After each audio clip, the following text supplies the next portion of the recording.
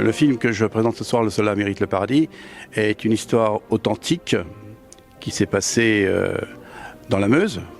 Et on a tourné ce film en réalité à Fort Barreau, qui est un fort qui a été créé en 1597 et qui est servi de prison à la Révolution, ensuite de prison pour les soldats allemands en 1917, de droit commun, et ensuite ça a été une prison pour les Allemands qui ont enfermé les maquisards en déportation, etc.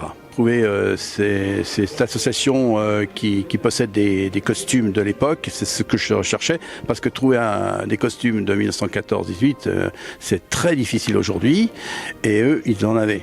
Et j'en ai obtenu aussi grâce aux historiales de Pressin, dont la couturière est formidable. Elle a créé des costumes, on appelait ça les soldats en pantalon rouge. Pourquoi le rouge? Parce que c'était la couleur de la guerre moderne, et le problème, c'est que ces 27 000 soldats qui sont morts à Verdun en une seule journée étaient des pantalons rouges, parce que ils étaient hyper voyants, et ce qui a fait aux autorités militaires de changer cette couleur pour la rendre plus foncée et moins apparente pour le tir allemand.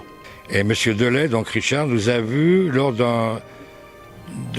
c'était un mois de septembre 2018, on avait fait un campement au château de Montretier pendant 2 jours avec tente, canon, enfin toute la troupe, hein, on a même mangé là-bas sur place. Et donc Richard nous a vus, et c'est là que, je ne sais pas s'il a déjà prévu le film, enfin on est rentré en contact à ce moment-là.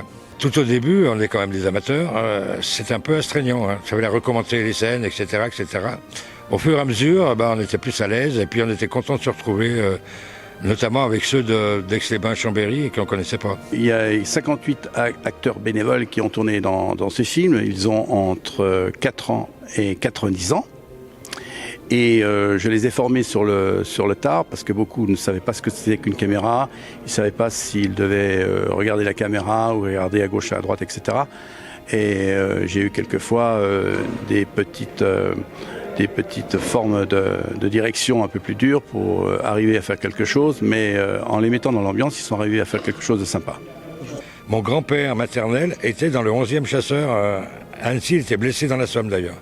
Donc pour moi c'est quelque part le plaisir d'être costumé, et en même temps le souvenir de la mémoire du grand-père, et puis de tous ceux qui ont perdu la vie évidemment pendant cette catastrophe.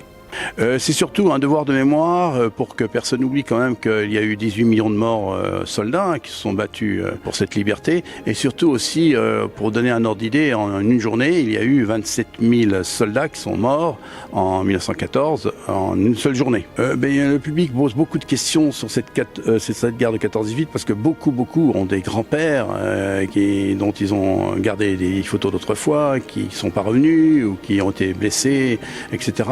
Et pour eux, c'est un retour de mémoire pour ces gens qui ont eu des grands-parents, arrière-grands-parents tués dans cette bataille ou blessés.